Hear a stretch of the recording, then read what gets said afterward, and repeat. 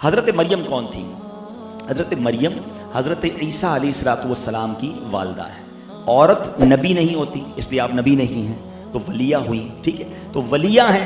اب ان سے جو بھی ایسی بات ہوگی جو ہماری نارمل روٹین میں نہیں ہوتی تو وہ کرامت ہی ہوگی، معجزہ نہیں ہوگی. نبی سے ہو تو معجزہ ہے، ولی سے ہو تو کرامت ہے. ٹھیک ہے، میں اس لیے تھوڑا سا ایزی کر کے آپ کو سمجھا رہا ہوں. حضرت زکریا علیہ نبینا علیہ السلام، اللہ کریم نے ان کو نبوت کے شرف سے نوازا تھا، مگر ان کے یہاں کوئی اولاد نہیں تھی اور بالکل آپ ضعیف ہو گئے تھے، کمزور ہو گئے تھے اور کافی طویل عمر بھی ہو گئی تھی.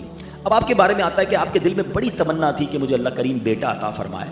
انہوں نے کئی بار اللہ کی بارگاہ میں دعا کی، مگر اللہ کی شان بے نیازی دیکھیں کہ ان کے یہاں کوئی اولاد نہیں ہوئی. یا میں رک جاتا ہوں تھوڑا سا، بہت سارا مسئلہ یہاں بھی حل ہو جائے گا. بہت سارے لوگ ملتے کہتے ہیں میری دعائی قبول نہیں ہوتی.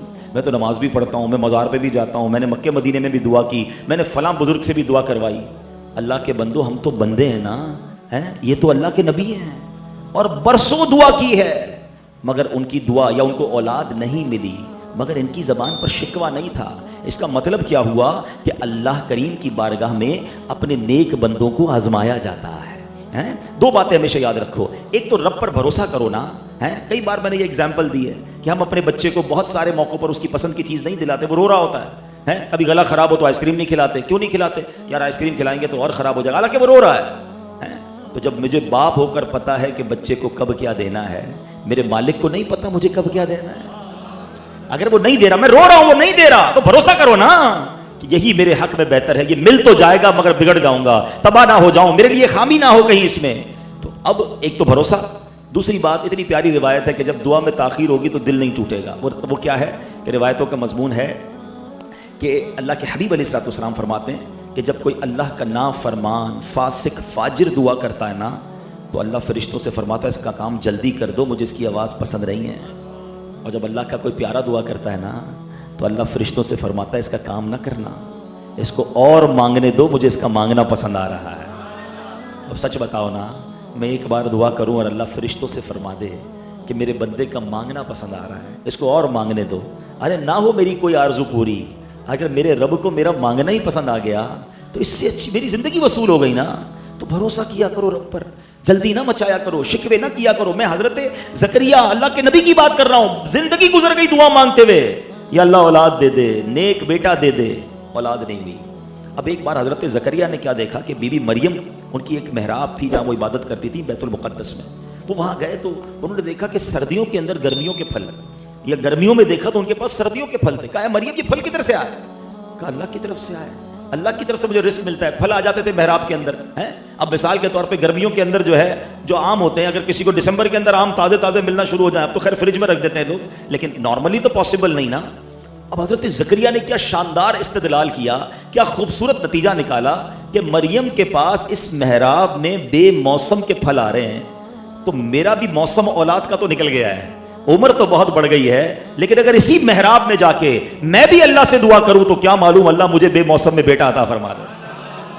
اب آپ چلے گئے اس محراب میں. Again try to understand. میں جو یہ پورا واقعہ قرآن میں سورہ مریم میں موجود ہے. آپ اس کو، میرا مشورہ ہے سورہ آل عمران میں، معاف کیجیے گا، سورہ آل عمران کی آیت نمبر 37 تا 41. لوگ کہتے ہیں ریفرنس دیا کرو، تو یہ آیتیں پڑھ لیجیے گا اور اس کی تفسیر بھی پڑھ لیجیے گا. عجائب القرآن غرائب القرآن کتاب میں اس واقعے کو بڑا تفصیل سے بیان کیا انہوں نے، عبد المصطفیٰ اعظمی صاحب نے. تو بہرحال آپ محراب میں چلے گئے اور وہاں جا کے آپ نے دعا کی.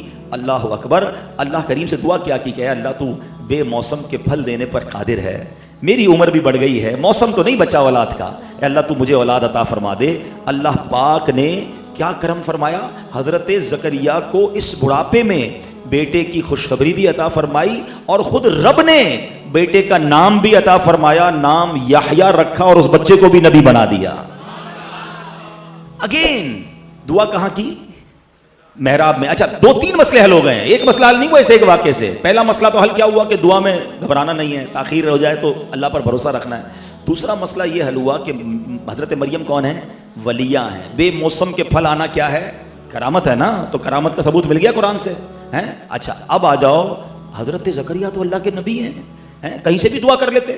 لوگ کہتے ہیں نا بھائی کیا ضرورت ہے مزار شریف پہ جا کے دعا مانگنے کی، کیا ضرورت ہے فلاں مقام پر جا کے دعا مانگ، اللہ تو سب جگہ سے سنتا ہے. ارے بھائی میں زیادہ جانتا ہوں، آپ زیادہ جانتے ہیں، اللہ کے نبی زیادہ جانتے ہیں. حضرت زکریا نے ساری زندگی دعا کی تھی، مگر جس محراب میں بی بی مریم نے عبادت کی، زکریا نے کہا ادھر جا کے دعا کروں گا اللہ قبول فرما لے گا. قرآن بتا رہا ہے کہ جہاں اللہ والے عبادت کریں ادھر جا کے دعا مانگو، اللہ وہ دعا قبول فرماتا ہے۔ اب میرا سوال یہ ہے، جہاں اللہ والے دعا کریں عبادت کریں ادھر جا کر میں دعا کروں تو دعا قبول ہوتی ہے، جس مزار میں اللہ والے موجود ہوں ان کے قدموں میں کھڑے ہو کے دعا کروں تو دعا کیوں نہ قبول ہوگی؟ ہو گیا مسئلہ سارٹ آؤٹ؟ ٹھیک ہے نہ، اتنی کنفیوز نہ ہوا کرو، اتنی باتیں نہ سنا کرو۔ یہ قرآن سے میں ثابت کر رہا ہوں کہ اللہ والوں کی بارگاہ میں جدھر بھی آپ کو لگے نا کہ اللہ والوں کی یہاں بیٹھک تھی، یہاں یہ جو نہیں بنے ہوتے چلے بنے ہوتے ہیں کہ اللہ کے ولی نے یہاں نماز پڑھی، فلاں مقام پر انہوں نے عبادت کی، جایا کرو۔ ہمارا کام دیکھیے، ہم گناہگار لوگ ہیں، وہاں خاص رحمت برس رہی ہے، میں گناہگار ادھر چلا گیا اور اللہ نے قبول فرما لیا تو بیڑا پار ہو جائے گا۔